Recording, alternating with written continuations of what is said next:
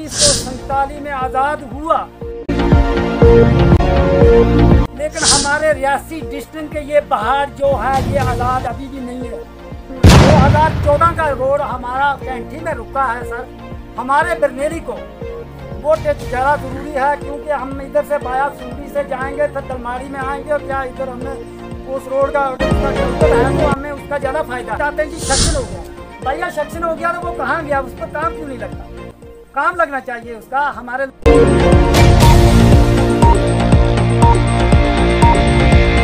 अस्सलाम वालेकुम नाजरीन, आप देख रहे हैं कठुआ रियल न्यूज़ और मैं आपके साथ तालिब। नाजरीन, हमारी हमेशा यही कोशिश रहती है कि जो दूर दराज और पहाड़ी इलाके हैं वहाँ का विज़िट किया जाए, वहाँ लोगों को किस तरह की जो है परेशानियाँ आ रही हैं, और हमारी यही कोशिश रहती है कि एडमिनिस्ट्रेशन से जो चीज़ें उजल हैं कम से कम जो है उन्हें सामने लाया जाए।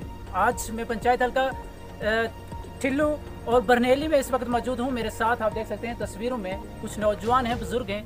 आखिर इनको क्या परेशानी आई कि आज ये मीडिया के सामने आए? सब मैं गुलाम हैदर, सोशल एक्टिविस्ट, पंचायत हल्का ठिल्लू।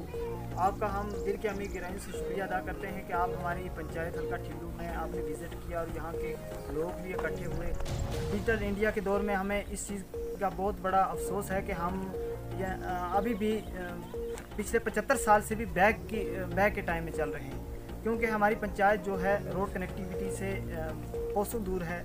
यहाँ पे एजुकेशन का इंफ्रास्ट्रक्चर है वो बिल्कुल कमज़ोर है। यहाँ पे कोई भी सरकारी या सेंट्रल स्पॉन्सर्ड स्कीम है उनका लोगों को अवेयरनेस वगैरह यहाँ पे नहीं है।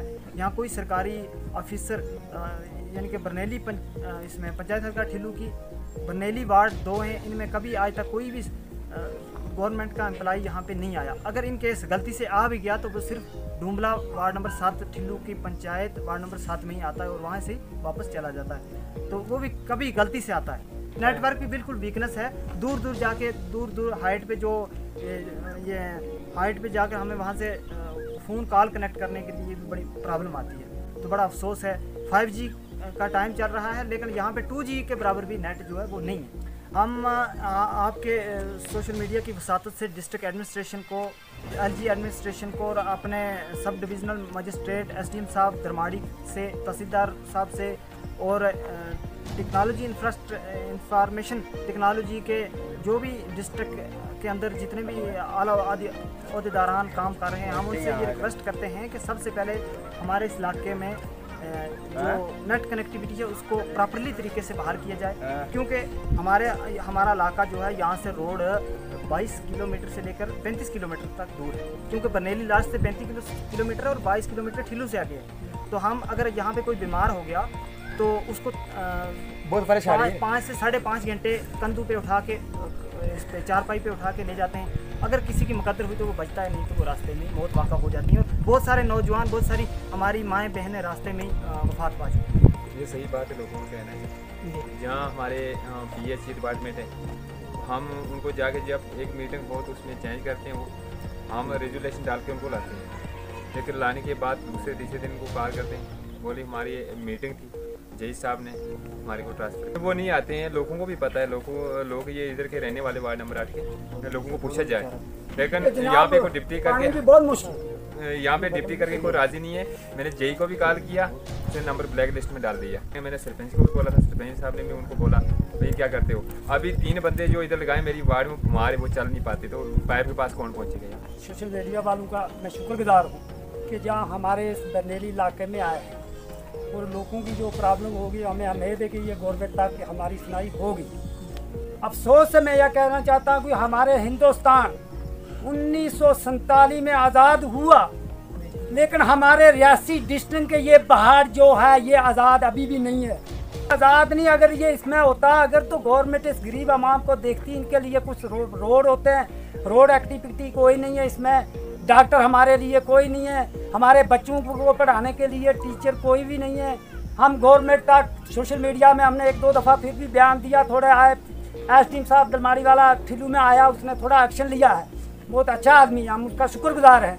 वीडियो साहब भी आया है, लेकिन हमें सबसे पहले तो रोड एक्टिविटी, हमारा एक रोड आ रहा है सकारी से 05 से बल्लड़ तक, वो अभी ठिल्लू में नहीं पहुँचा, ठिल्लू पंचायत को उसने टच नहीं किया, तो उधर से कहते हैं कि PMJ स्पाई ख़त्म है। तो हम उससे भी परेशान हो चुके हैं कि वो खत्म हो चुकी है। हम पीछे के वहाँ तक रह ही गए। अफसर कहते हैं कि इससे आगे दोबारा जाओ, ये सेक्शन होगा चलेगा। सबसे पहले हमारी ये रोड की डिमांड है सर। एक्टिविटी रोड हमारे देश में है ही नहीं। दूसरा हमारा एक इस कैंठी में रोड है सर।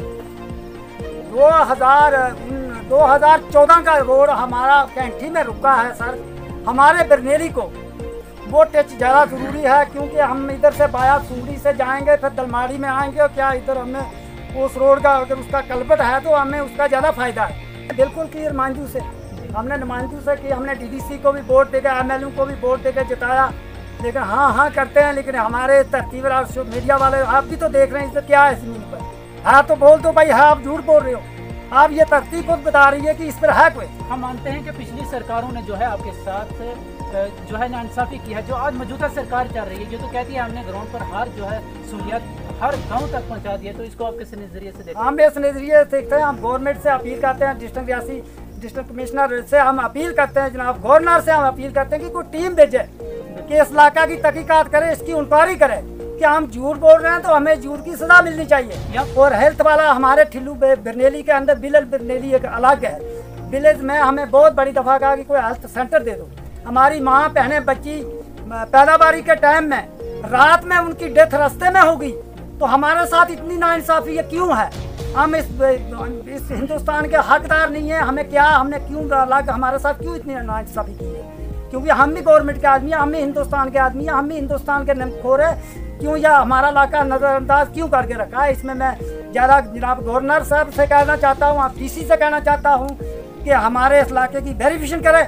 अगर हम झूठ बोल रहे हैं तो हमें झूठ की सज़ा दी जाए, क्यों हमारे साथ बहुत बड़ी नाइंसाफ़ी है। स्कूल हमारे नहीं है, कोई माल के लिए डॉक्टर हमारे नहीं है, भेड़ बकरी हमारे बकरी वालों के पास है, उनके लिए हमारा शीप सेंटर कोई बरनेली के अंदर नहीं है।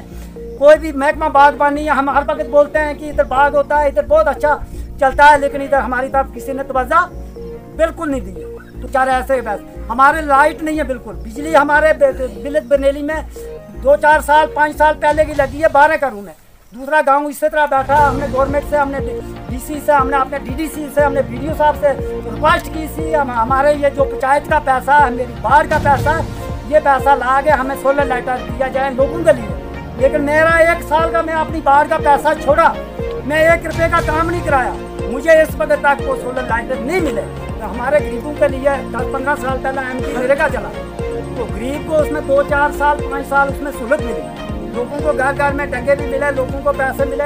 5-6 साल हो गया वो MG नरेगा बंद कर दिया, तो लोगों को उसमें कोई काम नहीं। जो काम हुए लोगों के इसमें इतना बहुत बड़ा घोटाला है कि हमने प्रपोजल बिल निकाले, हमें बोलते थे कि ये क्लोज हो गया पैसा, तो हमें जब लोगों के पैसे लोगों ने हम 5 लोग पकड़े कि भाई हमारे पैसे तो आप लोग खाते हो, तो हमने बिल निकालने शुरू कर दिए। एक 80 हज़ार के हमारे पास प्रूफ से बिल है MG नरेगा के अंदर। हमारे लोगों का ये गरीबों का काम था, लेकिन ये भी बंद हो चुका है। और कहीं ना कहीं आपने वीडियो से या जो कि GRS है या सेक्रेटरी से आपने मिलने की कोशिश की? मैंने एक बार नहीं, मैं महीने में 2 बार जाता हूँ। तो उनका क्या रद्द-ए-अमल रहा? सिर्फ कहते हैं हाँ अच्छा हो जाएगा, हो जाए ना, तो करते नहीं है। मैं क्या बोलूँगा? लेकिन अब आप वीडियो साहब से क्या रिक्वेस्ट करना चाहोगे? जो है इसी में ज़रूर वहाँ पर फोटो दिखाने की कोशिश करूँगा। वीडियो साहब से आपकी क्या रिक्वेस्ट है? मैं वीडियो साहब को ये कहना चाहता हूँ कि जो हमारा ये 40FC का पैसा है, इसमें 21 लाख रुपया मिला 9 बार है हमारी पंचायत के अंदर। तो ये 21 लाख रुपया किस किस काम का कहाँ निकला, किस काम का निकली, इसकी वेरिफिकेशन होनी चाहिए। मैं जनाब DC साहब को कहना चाहता हूँ 21 लाख रुपया निकल गया है, वो 18 लाख रुपया वापस हुआ है ठिल्लू पंचायत से। ये क्यों हुआ? क्या ये लोग अमीर थे? मैं गवर्नमेंट से ये जानना चाहता हूँ कि इतने बड़े अमीर थे। है तो बोल रहे हैं ये, मानो कि हमारे पास है क्या? आप देख लो, आए हो आप भी अपनी आंखों के सामने देख रहे हो कि दिया क्या है हमें। सिर्फ ना ही हमें एक गाड़ी है, रोड भी नहीं, कुछ भी जो भी स्कीमें आती हैं वो हमारे तक नहीं पहुंचने देते। या इनके ऊपर है बेंच है या तो डिपार्टमेंट है, अब वो पूरी जो भी चीज़ें होती हैं वो मद्देनजर रखनी चाहिए। पंचायत घर में कोई प्लान बनने चाहिए, वो भी नहीं बनते हैं। उसके बाद तो हमारी क्या हो जाती है कि हमें जब किसी चीज़ का पता नहीं चलता तो पैसे तो लेफ्ट होने।